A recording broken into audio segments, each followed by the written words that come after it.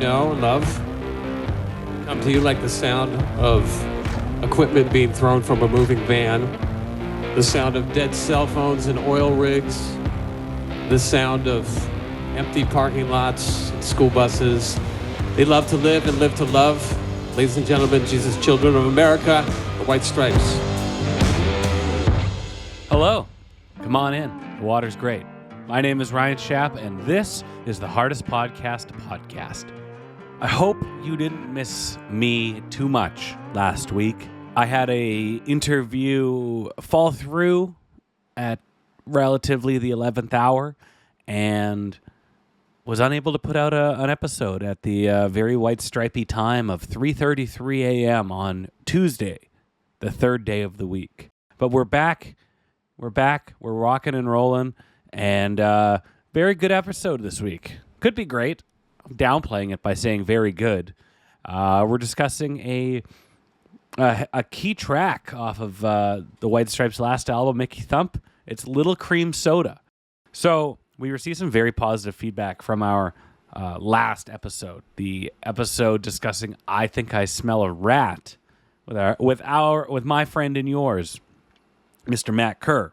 Mainly his comparison of Meg White to Ringo Starr. That clip kind of blew up on our social media over the week.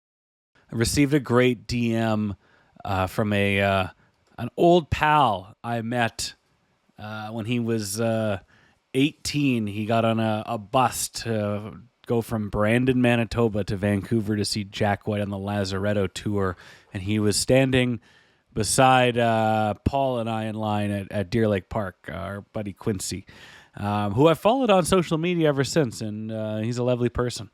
On the "I Think I Smell a Rat" clip, he wrote in and just said, "I think one of my favorite things about White Stripes performances or Jack White shows is that you never know what's going to happen. And we know that as Jack White freak fans, that's his goal. But I just pinpointed it to this. It's like sport. During a sporting event, you don't know who's going to make a great play, make a crazy catch, break later than the other car, and make the corner first. It's visceral with Jack. Ernest Hemingway states there are only 3 sports: bullfighting, motor racing, and mountaineering. All the rest are merely games. Jack White makes music sport." Incredibly poetic, thoughtful, and accurate. I have nothing else to contribute to that statement except I could not agree more with it. I replied, "Dude, I love this." And he goes, "Well, thank you, sir. You may tell 7 friends." Which reminds me to you, the listeners, that you must tell 7 friends about this podcast. You don't need to bring 7 friends. We don't have anywhere to bring 7 friends to. But much like Jack White said off of the No Name album, off the song Archbishop Harold Holmes, you got to tell 7 friends. And don't be selfish. And don't keep it all to yourself, and don't eat shellfish. If you have a shellfish allergy, do not eat shellfish. But tell 7 friends. Tell 7 of your friends who have shellfish allergies. Let them know about this show.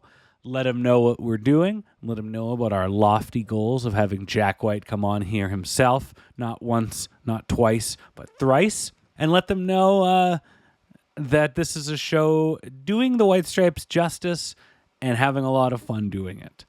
And if you really want to support us, you can throw a few bucks our way at buymeacoffee.com/hardestpodtopod.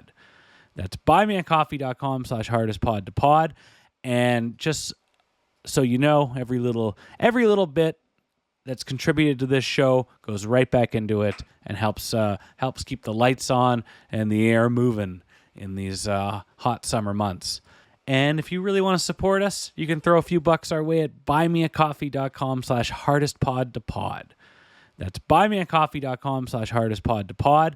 And just so you know, every little bit that's contributed to this show goes right back into it and helps keep the lights on and the air moving in these hot summer months. Last week, we were talking about the yaz and all the random Jack White yaz throughout songs, as at certain points when he's really feeling it, when Meg and him are in the pocket, and I played a few clips, and I also said that I was more of a Jack White woo kind of guy.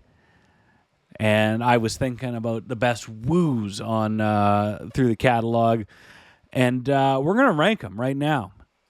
It's top three woos. Are you ready? Here's number 3. It's off of Let's Build a Home, and it's 3 woos back to back.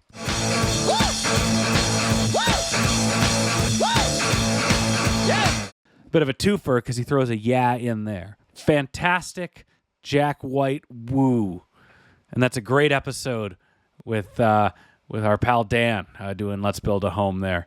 Go check that one out. That was a good episode. All right, number 2 on our list of best Jack White woos, 2007's Icky Thump. The track is Rag and Bone. And like I said last week, this is the woo when you knew the White Stripes were back to basics on this album.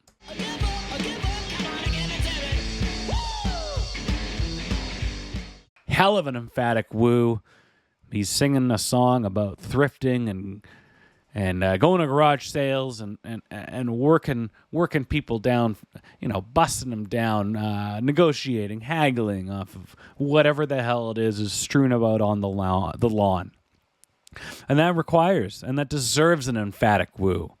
So that was number 2. And now for number 1 on our top 3 Jack White woos in songs, we go to the fantastic track, underrated.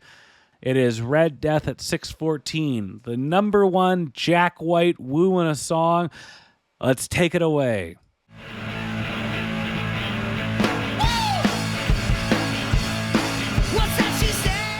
That's a hell of a woo. And I will have you know that there are countless woos like that through the song. Every time the guitar and the drums hit and the verses pick up, he comes in hard with a woo. So that was the first woo at 20. There's another one at 45, another one at 131, and then the final woo all at 235. But I'm going to give it to the first woo. So there you have it, our list of the top 3 Jack White woos. There's a running trend in White Stripes music that you have noticed, you have taken into account, and you want me to rank, let me know. Send me a DM or send me an email to hardestpodtopod@gmail.com. Once again, that email address is hardestpodtopod@gmail.com. Okay, I think it's time for our call to action this week. I'm looking at you, audio listener, and I need you to find your streaming platform of choice. Find the 2007 album Icky Thump, my personal favorite, and crank up Little Cream Soda. Hit pause here. When we come back from the break, we'll be discussing all things Little Cream Soda and diving headfirst into the Icky Thump era of the White Stripes.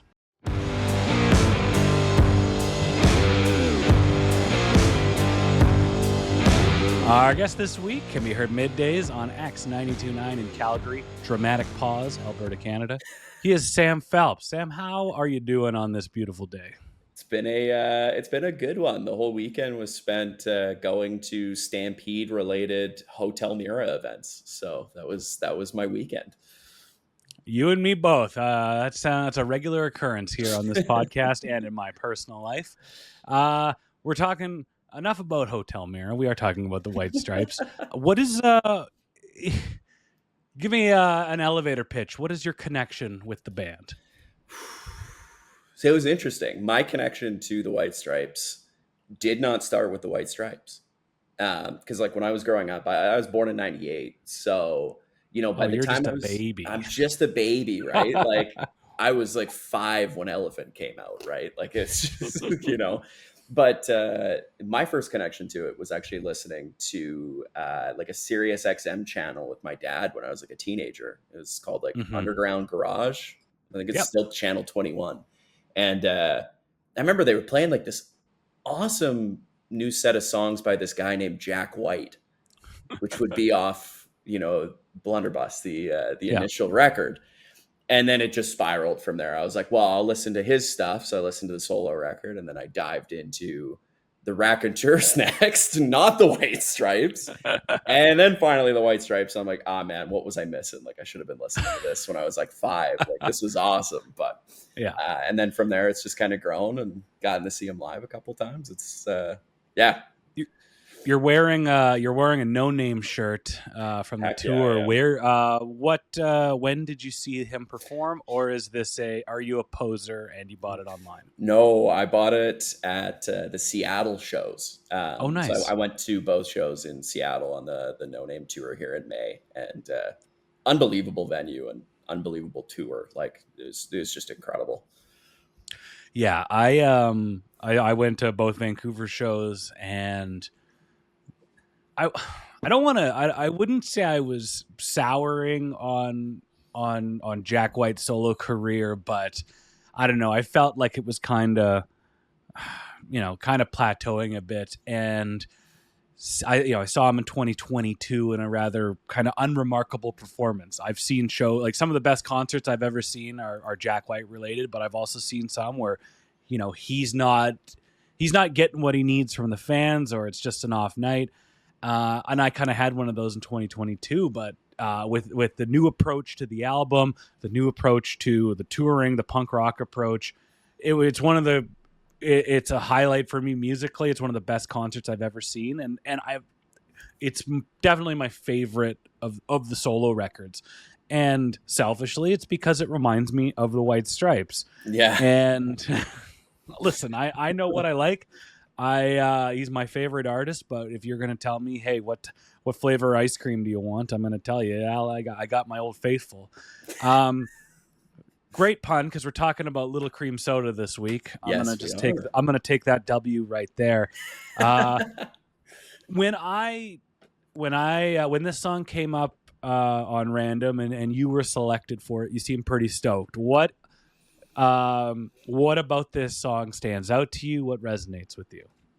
I just think it's so unique when it comes to how they kind of built the album of Icky Thump, because this is like an older song that, kind of hung around a little bit before they actually like published it. So to like listen to it, and on my first listen of Icky Thump, I'm like, oh wow, it's feeling very like White Blood Cells or Elephant to me, but it's cool that it's on this record. To then, absolutely, get to see it be released on that final album by the band was really cool. And I mean, it has next to no lyrics in it too. Like it's very riff heavy. And usually when I like a White Stripes song, it's very riff heavy. Yeah, and it's funny you bring that up. And this song made an appearance. It was on bootlegs. You can hear it on the deluxe edition of Elephant on your streaming platforms. They played it in 2003 in Chicago, and they call it Little Cream Soda there. I was poking around over the last couple of days, and for a while on bootlegs way back in the day, we're talking 20 years ago, it was called it was referred to as like Jack's Prayer, and it had some altered lyrics, but it was a standout song, and it was one of those like, oh, what's that? Like, why isn't that on an album? And I you're mentioning, we have a difference in age, which only makes me laugh in this scenario, because Icky Thump for me is always the new album. And I grew up I started liking the White Stripes in grade 10 in about 2002. And Icky Thump was the last one. Icky Thump was the album that came out when I was an adult and could, a little bit older, allegedly more mature, could resonate and connect with songs a bit more, could drink at the concerts. I'm much more connected to the 2007 version of myself at the Icky Thump tour than I was as a little baby fresh out of 2 weeks after graduating high school at the Get Behind Me Satan tour. So the Icky Thump album, the Icky Thump era of the White Stripes, is always the new era for me. And I bring this up because it was the only album of theirs that was released in the social media age. Yeah. And YouTube became a thing in 2006. This album comes out in 2007. there was a Little Cream Soda version, like that, one of the bootlegs. It was on YouTube, and it was getting a ton of play and really a ton of reach, because they release the track listing, and then somebody puts two and two together that, oh, Little Cream Soda is actually this, or somebody finds out, and it was, the band or the label or whoever was actually going to people on YouTube being like, can you take this down? We don't want a Metallica situation here. So it still feels very new to me because of these dumb selfish little reasons. Sam, this is the second song we have done on this show, second little song. The first one being Little Room. Yeah. This is Little Cream Soda. Can you name the other little songs? Oh, I don't know if I can. I know that every album has a little on it. Yep. But I don't know if I can name which one was the other one? Little Room off White Blood Cells. No, I don't know if I can. Okay, we have Little People. Yeah. We have Little Ghost. We have what's off of? Damn, now my mind is starting to wander. Little People, Little Ghost, Little Room, Little Cream Soda, Little Acorns, off Elephant. And how did I forget that one? I love that track, and it's completely spoken word intro. And finally, off of the Style, I'm totally gonna cheat, but it is Little Bird. So they got how do we do that? How did we fumble the ball so hard on the 1 yard line there? I bring this up because I was going through some old interviews around the time, and the Icky Thump era is quite plentiful for interviews, for like long form ones, and live performances. Like, it was, the internet was being properly archived back then, so it's it's a lot easier to find stuff on this era than like reading magazine scans from Mojo or NME from 2002. Jack White in this interview, I believe it was with Blender, but I'm not sure. I don't premeditate a lot. I let things be what they want to be within the constricted parameters of the White Stripes. A great example would be that every Stripes album has a song that starts with the word little. We didn't even realize that until the fourth or fifth album. It just never occurred to us. But now we have to do it because we worry if we don't, there's something superstitious about it. Meg was worried that there wasn't going to be a little song on this album, Icky Thump. But I said, it's okay. We can call this song here Little Cream Soda because I say the words Little Cream Soda in the lyrics.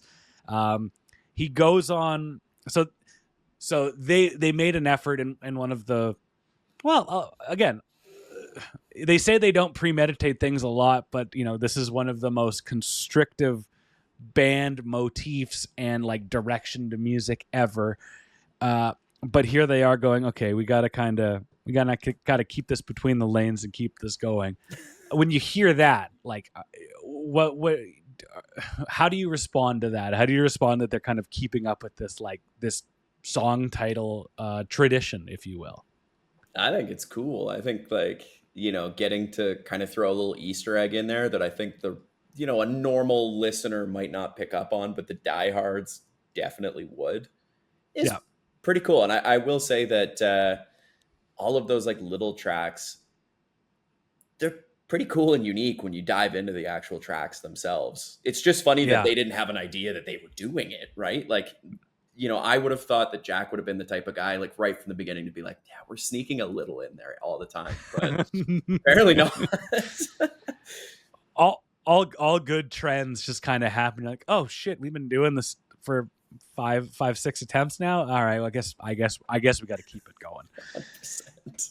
You also mentioned that this song was kicking around, and in another interview, Jack was saying, we have another song on the album called Little Cream Soda, which was a song that my nephew, Ben Blackwell, the illustrious White Stripes historian, had given me a bootleg of.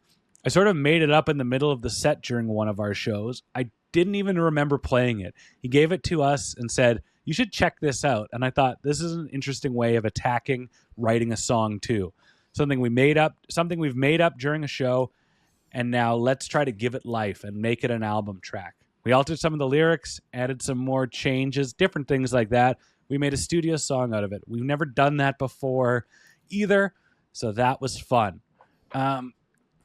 Is creating a song this way that novel or unique, or is it just kind of, how it happens? Jack White famously says how Seven Nation Army was just a riff that came from sound check. So I'm not too surprised that they came up with a song this way. What are your thoughts? Well, I mean, it's kind of the same as just, same thing, jamming in your basement or something and figuring something out and putting it to tape, right? And this isn't even really the last example of this that you'll see with like Jack White's recordings. Like on one of the Vault releases, That's How I'm Feeling Right Now was an improvised track that ended up being the biggest song on No Name, right? Like, really? Yeah, like, because that tour, he played it on the 2022 Supply Chain tour as like an improvised song, either something he was working on in the background or just, like, and then, it comes out 2 years later. But with this one, I mean, yeah, like it got played at that ballroom show in Chicago. Yeah. And then, it just kind of sits. But I think it's cool he gets the opportunity to, kind of revisit it. And also, I mean, shout out Ben Blackwell for saying, hey, I have this demo that's like going crazy on like the internet. You guys should like consider it, half the battle has been done. You've got something that kicks ass that you've done that you don't know you've done. Maybe jazz it up and you can put it on the second half of this really good record you've already got cooking. I mean, yeah, like listening to the live recording, because I was a little shocked when that deluxe version came out. I was like, I didn't even know, like, that song's from what? And there it is. Jack, like, man, I kind of grapple with some dumb guy thinking with like cynical dumb guy thinking. And I'll give you two examples. One was like, Little Cream Soda was, and these are dumb guy, cynical kid thinking. Like, Little Cream Soda's an old song. Why don't you have 15 brand new songs ready for your album? And then fast forward to Jack White's 2018 album, Boarding House Reach, which I love Jack White, but that is a bad album, and that's fine. I will fully crazy and creative. Fully agree there. Love him, but hey, buddy, like everybody has to have a sane anger. He did Over and Over and Over, which is a song and a riff that was kicking around since the White Stripes days. And I was going, you can't come up with 15 new songs off the top of your head for a new album? And I'm like, oh, God. But then, like, if I mentioned Metallica, the riff for Enter Sandman was, like, done in the mid-'80s, and, like, Mustaine has some involvement on it, or Cliff Burton. Like, it is a very old song. And then with Guns N' Roses, Axl had been playing the riff for November Rain, the piano riff, since like 1987. And I'm like, those are two of the biggest songs in like active modern rock history. And nobody ever seems to give them, I never gave them shit for sticking around. But with my boy Jack, I'm like, nah, you're supposed to be better at this. You should be able to whip this up in like, a couple weeks, man, and get in the studio, It is interesting what you say about Over and Over and Over, though, because that is the one song on that album that I actually do enjoy.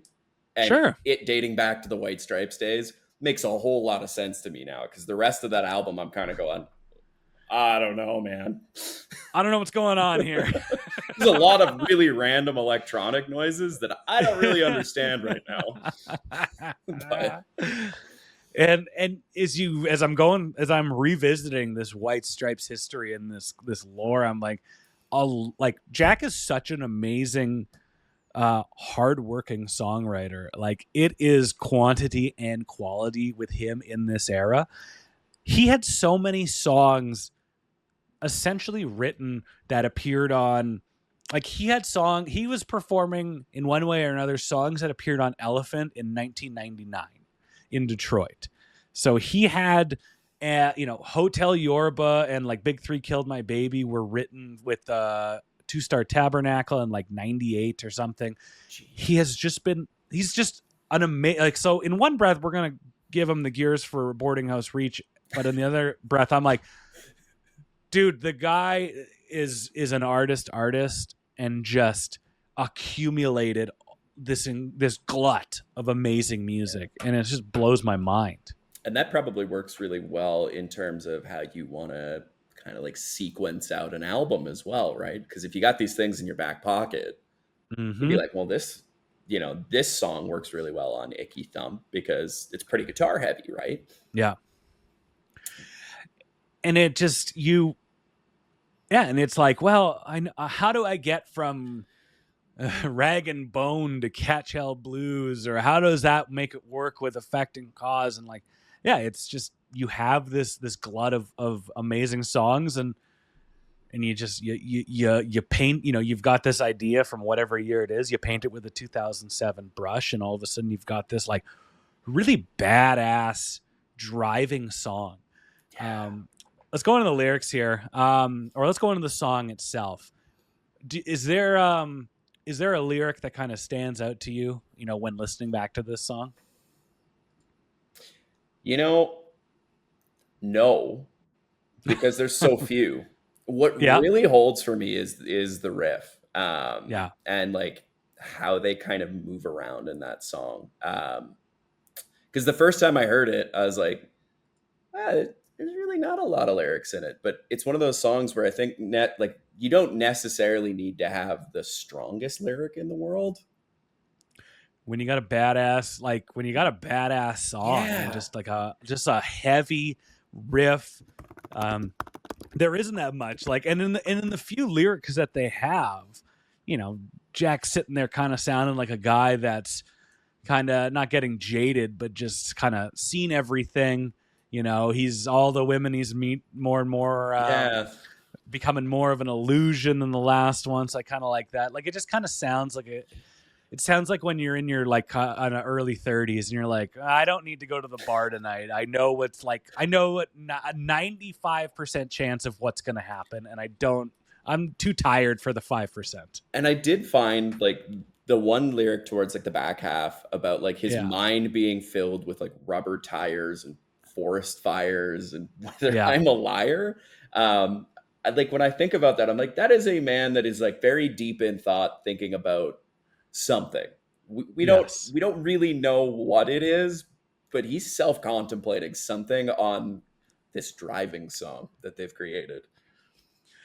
It is a driving song in two ways. Playing it live, the song is just driving and it's just going.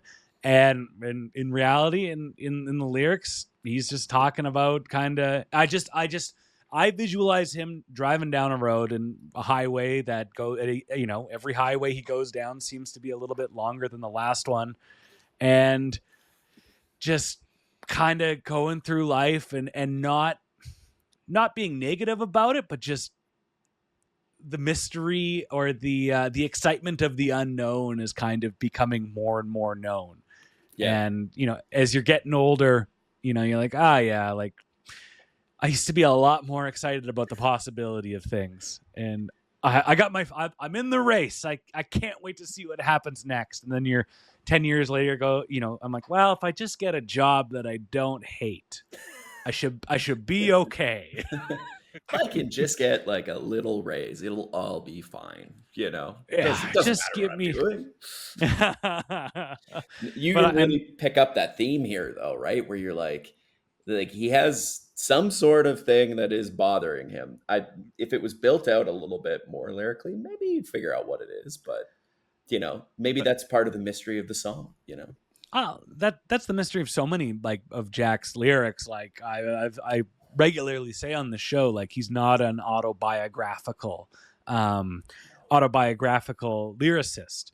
And at the time, if I was to take these lyrics literally, I would then it would have to have been on the Get Behind Me Satan album, where the band is over Detroit.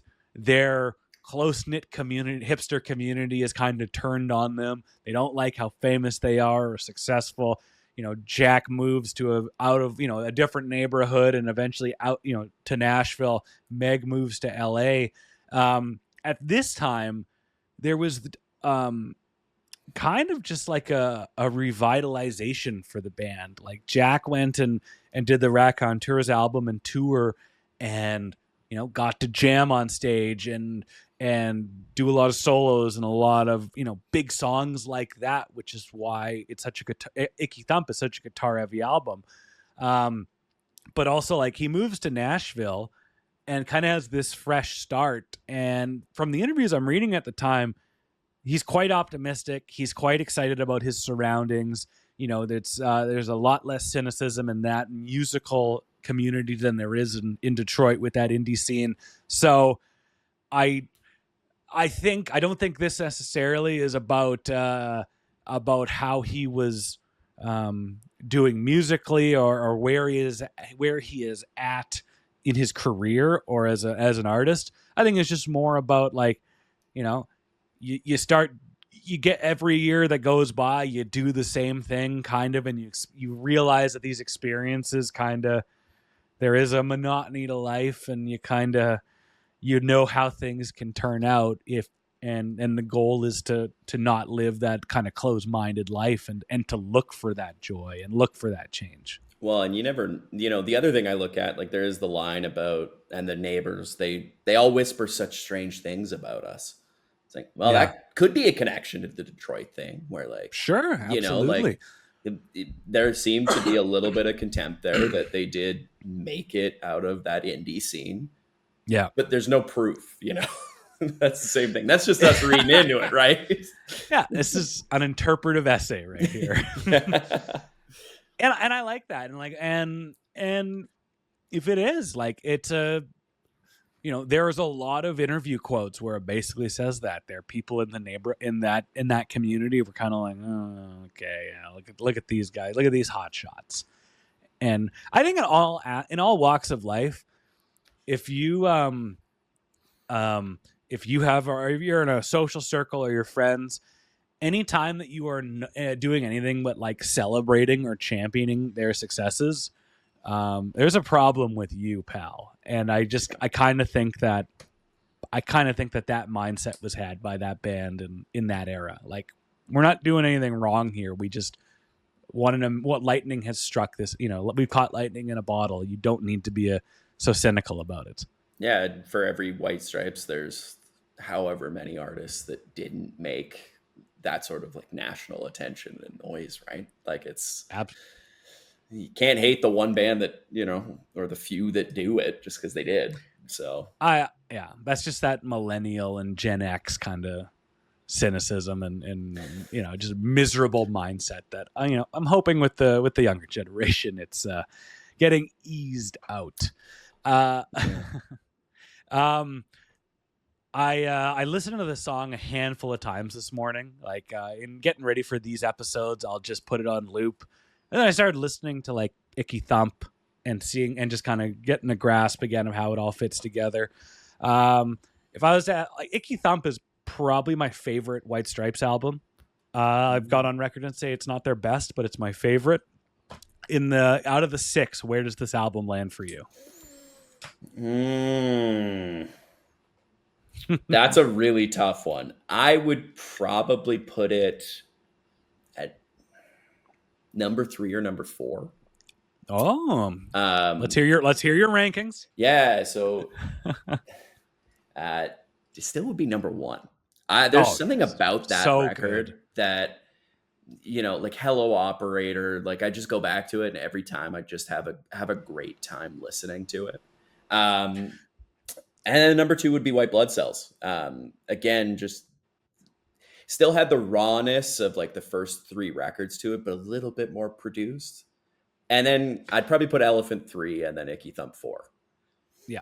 Um, In terms of quality, like in terms of like being an art music critic, I've probably got them in that same order. But in terms of like, I don't know, I try to just be like, what album do I love just turning on? And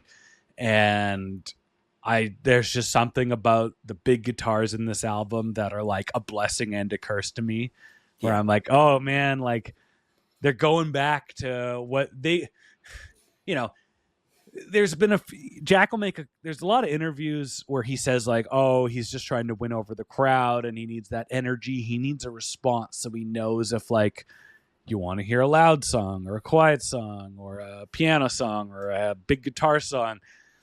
And as much as I love Icky Thump, in some way or another, it kind of felt like the band collectively went, I know what'll get them going. I know what'll pop a house. I know what'll get a big reaction, which is like perfectly fine, normal, and makes sense. But also like you're just coming off this chaos, Get Behind Me, Satan album.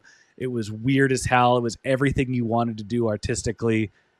And I'm just like, I like it, but there's they're not spinning their tires, but they're kind of starting to slow down a little bit in terms of direction of the band. Yeah, and I thought it in a lot of ways it is like some of a return to form to kind of like the Elephant sound a little bit with a little bit of a Get Behind Me Satan twist. Like I don't think you would hear Conquest on any of the early records necessarily. No, it felt like they were still being a little exploratory with that track. Yeah. It's always so jarring still when it comes on my shuffle. I'm like, oh yeah, there's Conquest. Oh man. But awake. in general, it felt like they just wanted to go out and make as many rock bangers as they could on this record. Yeah. And for some people that's great, and for other people, you know, maybe they wanted Get Behind Me Satan too. You know, yeah.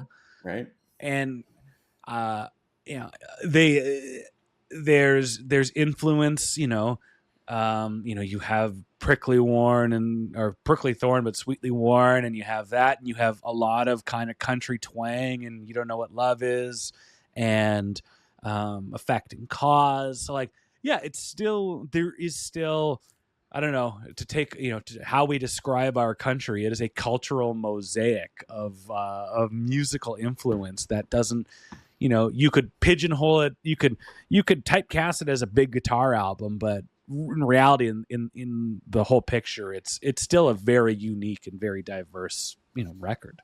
Yeah. And I mean, was it like Prickly Thorn and St. Andrew have, is that like a bagpipe?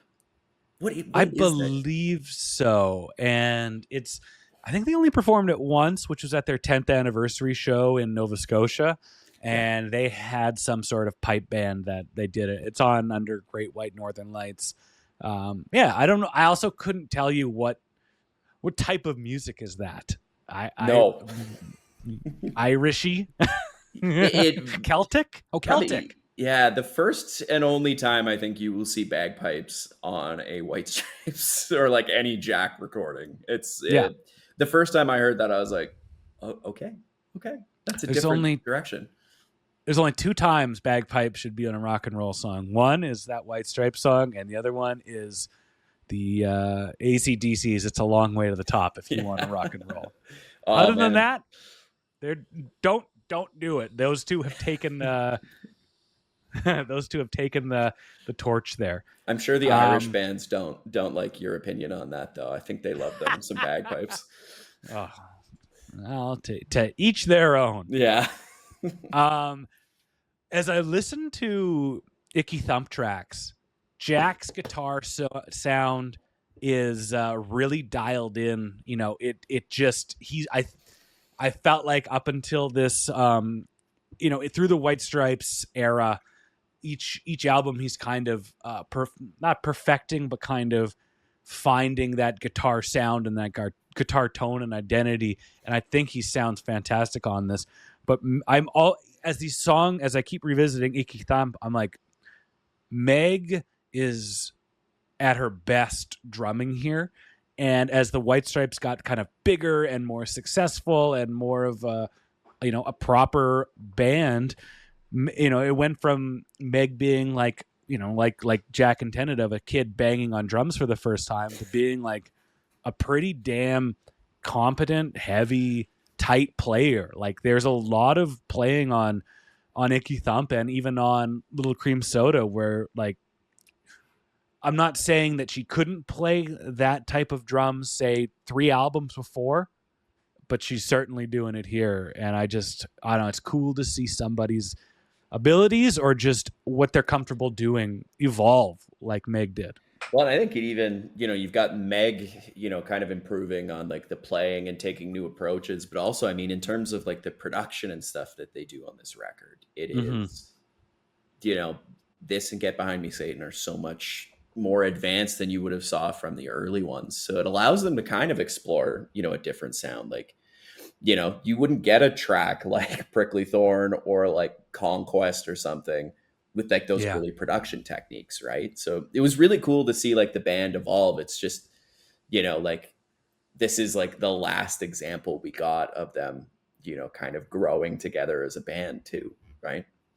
Yeah, and I would say it is like the most bittersweet like feeling looking at this album. And again, like this is the new album to me because I was just becoming an adult, and I'm like, they're doing a return to form.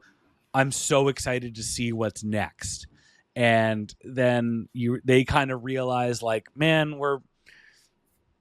the fact that we've done a return to form kind of says, like, for an art project like the White Stripes, we're like, not saying we're done or we're cooked or we're over. It's just we're not going forward in the way that we have been, that made this band so special and unique, which is why I love Icky Thump, but I also like, oh man, they were knowing what the people would like. And I would love for people to disagree with me, and I could be wrong myself, but it's just I spent so much time, I don't know, just like not identifying what the band was at this time and what this album is and what it represented, and just kind of going back like 15 years later or whatever it is, I'm like, man, it's great, I love it, but it's sad that a band, you're seeing an artistic venture wrap up, and that's It's interesting. I'm a fan of the Black Keys as well as the White Stripes, and that's how I felt about Turn Blue for a long time before they kind of relaunched the band, because like it had been 5 years, no one knew that band was coming back, and I'm like, if the last piece I was left with was Turn Blue, I would have been very upset. Yeah, it was not, because that's a bad album. It's not a great. It's unremarkable. It's a really cool psychedelic album, but when you put it up to the other ones, you're like, nah, this isn't for me, right?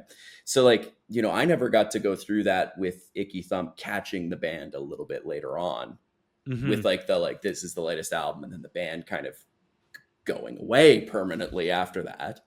Yeah. But being a fan in that era, like that would have been different, right? Like it's a really interesting album to dive back into. Absolutely. Yeah.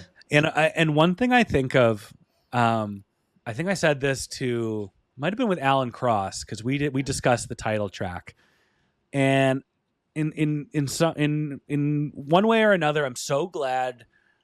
As like, I love the White Stripes, and I'm sad that they stopped making music, but I'm also like, I'm so happy that they never made an album that was like a Turn Blue, or one of those albums, like one of the quieter, less remarkable albums by the Killers or whatever big band. And you're like, well, it's got a couple good songs. I like the band. I'll go see them. Hopefully they don't play too many of them. So go ahead. Oh, like the worst offender of that was the Arctic Monkeys, where they went away after AM, and they came back and like, what the hell is this Tranquility Base thing that they've just pulled out? And the fans are trying to say, "Oh, this is like their best work yet," and I'm like, "No, it's not. No, it's not." Yeah, and it's so like I don't know, like the selfish White Stripes fan in me, who's like probably I love Jack White, but I'm like, it's nice that those type of peak ebbs and flows in I don't know, my excitement towards the music. Like, it's so cool that the White Stripes are this like preserved 6 great albums, decade of a band that just they're like, hey, let's leave on this high note, let's keep it preserved, and let's not sully this. And I'm very happy for that at the end of the day. Yeah, and it's definitely not a like weak album in any sort of way. It's a little different in some spots, right? Sure. But I mean, like, Little Cream Soda is just a perfect driving track, and like really cool that it has this background where you get to see it grow as a song from 4 years prior into up on the record, right? One more quick thing, and I did want a couple things to touch on with our live history. In the Icky Thump Vault package, the 10th year anniversary one, which I don't own. Do you have that? I do. Yeah, jeez. Come to Calgary and get some things. Everybody always has this like one thing that they're missing out of those like vault packages. Like, yeah, I don't have the self-titled 20th. Why I didn't get it, I have no idea. I just don't have it. Well, I've got the 3 on my shelf here, and I'm like, I don't have White Blood Cells and Get Behind Me Satan for whatever reason. Like, whatever dumb reason. It was pandemic times. Everybody was saving money and buying shit. So I don't know why I spaced on it. It's just how it goes, right? Like, I mean, yeah. I also missed the Institute package, which you have.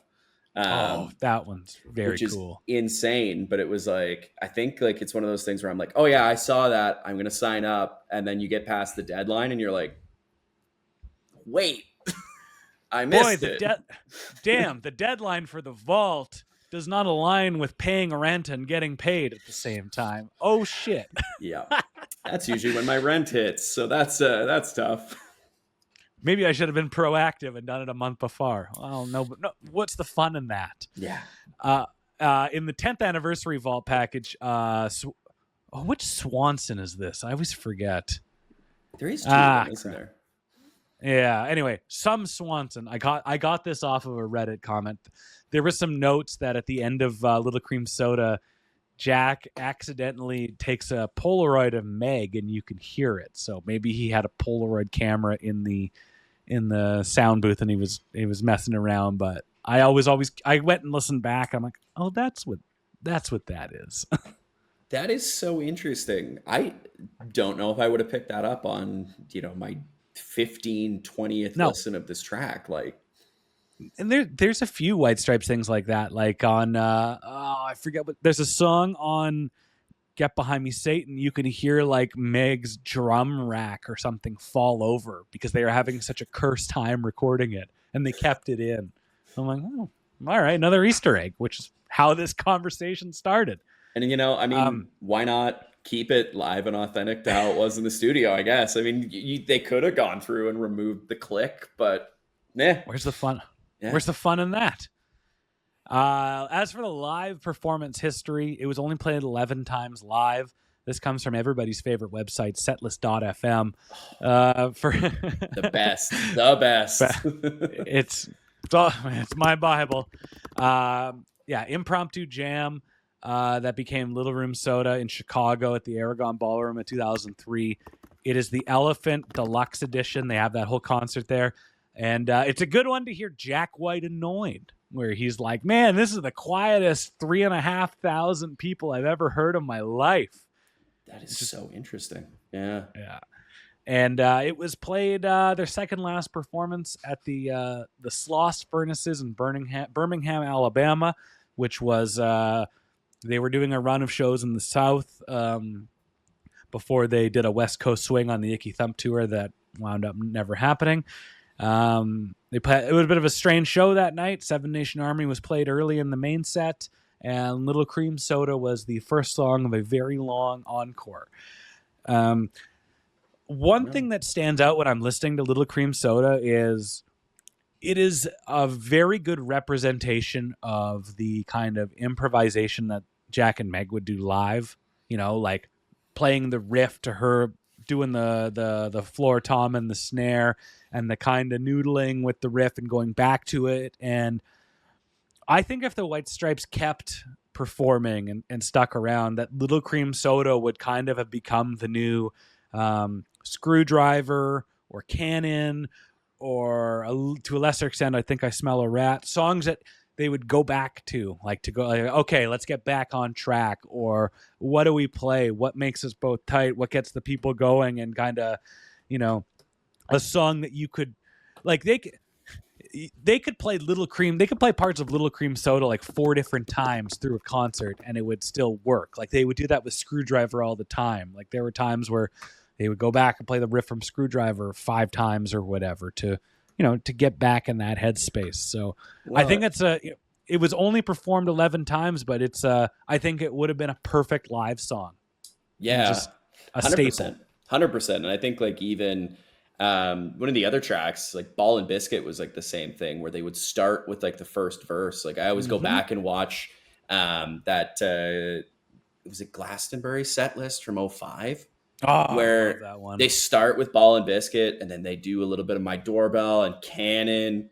And then I think they do a cover in there for a little bit. And then they go right back into the full track of Ball and Biscuit, which like, I think you could do that with Little Cream Soda, no issue, because it is, for the majority of it, just a riff, right? Like you could start and then get a little weird.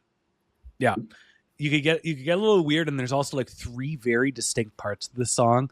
Yeah. Like you have the octave up kind of riff solo. You have the dun dun dun dun dun dun, and then the sick part where they're driving and Jack's just pontificating about how he's seen all these things before.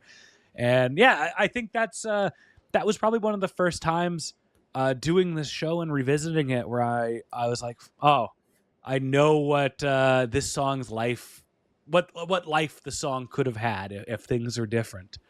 And just fun little things like that, the what ifs that creep up in revisiting a band you love from 20 years ago now. Yeah. Sam, as we wrap up this conversation, based on what you knew going into it and what we talked about today, what are you going to take away with Little Cream Soda? And the next time you turn it on, what do you think? Where do you think your mind's going to go? I think before our conversation, I didn't dive into the lyrics maybe as much as I could, because, the thing that really stuck out to me was like, the riff, the dun dun over the song. But it really is like a song about a man kind of thinking. What he's thinking about, we don't know. But it's something, every time I hear it now, when I pull out Icky Thump-X, I will go back and think about what he is thinking about, And what that Polaroid looked like of Meg. All right. That was Sam. I'm Ryan. Sam and Ryan talking about the White Stripes. I hope you enjoyed the episode this week. And trust me, we'll be back next week for our next episode. I know what the song is. You don't. I'm not going to tell you. I'll give you a hint. I'm feeling generous today. I'm very comfortable in our office. Just got a second little air conditioner, so I'm not being sweated out while I record these. Here's the little nugget of information to keep in your back pocket, gearing up for next week's episode. It's a cover. It's a cover. And this is the hardest podcast to podcast. It is hosted and produced by Ryan Schapp. Artwork by Caitlin Likely. Amanda Schultz is our assistant editorial producer. Mike Noble, he's our Gato.